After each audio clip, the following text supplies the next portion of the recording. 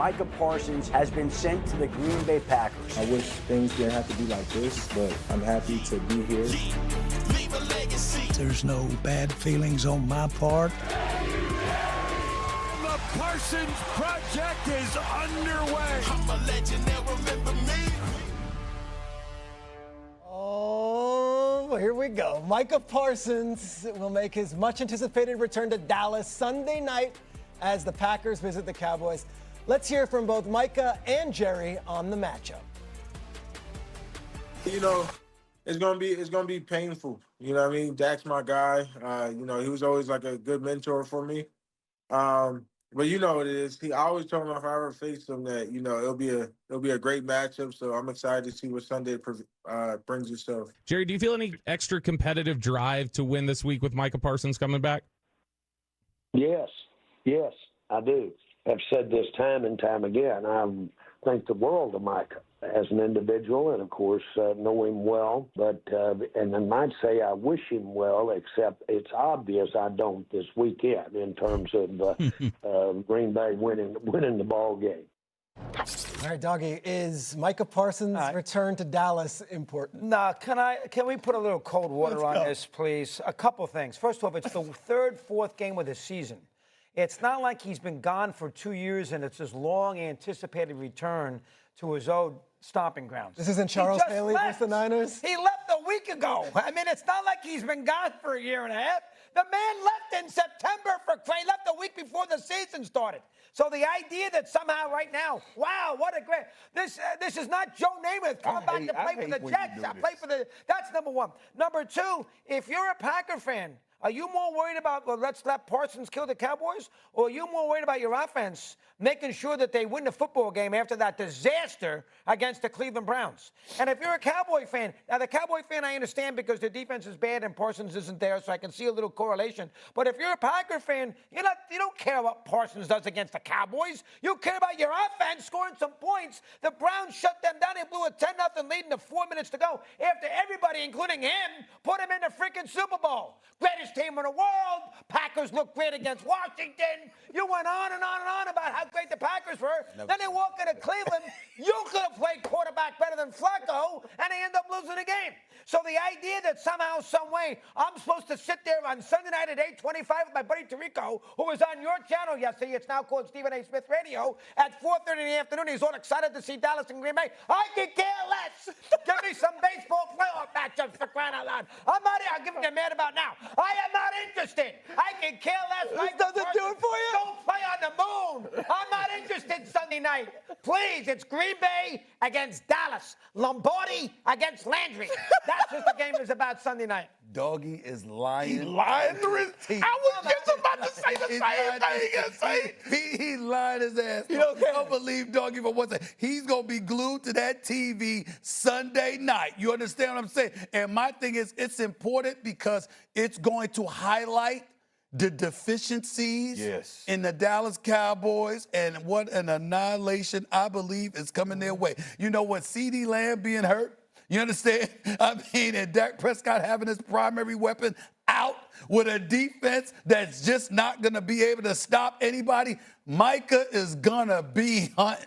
And you understand? And I'm telling you, and I can't wait to see it. Now, unlike Doggy, who gets, got a little bit soft because of the letter. With Wellington. With Wellington tomorrow. You know what I'm saying? Listen, I had the pleasure, thanks again to Nancy Lieberman and her foundation. They gave me the Lifetime Achievement Award this past weekend, and a surprise presenter was the one and only Jerry Jones. And I was very, very touched by my buddy Jerry presenting me with that honor. I really appreciate it.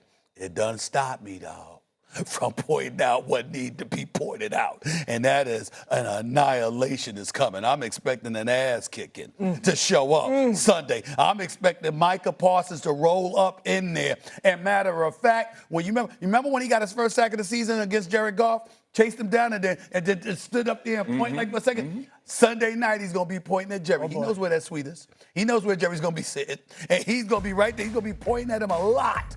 Sunday night, he's coming. And Dak Prescott is going to get ready to absorb some punishment because them brothers hunting, they coming for him. Make no mistake about that. Why would you say the same? It isn't. Baseball? Mad Dog. You're talking baseball? Oh, it's the last day of the season. Mad Dog, you know this important. You know this. He just left, Marcus. That makes it more important. Right? One, this is arguably the worst defense outside of the Baltimore Ravens in the NFL. And you decided to trade a franchise changer on defense. I believe Micah Parsons was that for the Dallas Cowboys. Actually, they learned it now. He was that for them. This would not look like this for Dallas if Micah Parsons was there. I guarantee it. They may still be bad and lose some games. It wouldn't look like this because they absolutely cannot affect the quarterback. And the number one piece that you had in order to do it, that would guarantee that, is going to play for the other team against you.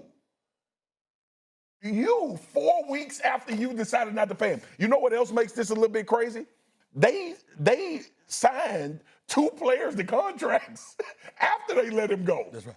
Micah Parsons. Jadeveon Clowney. Let me tell you something. He's going to Jadeveon Clowney. They signed.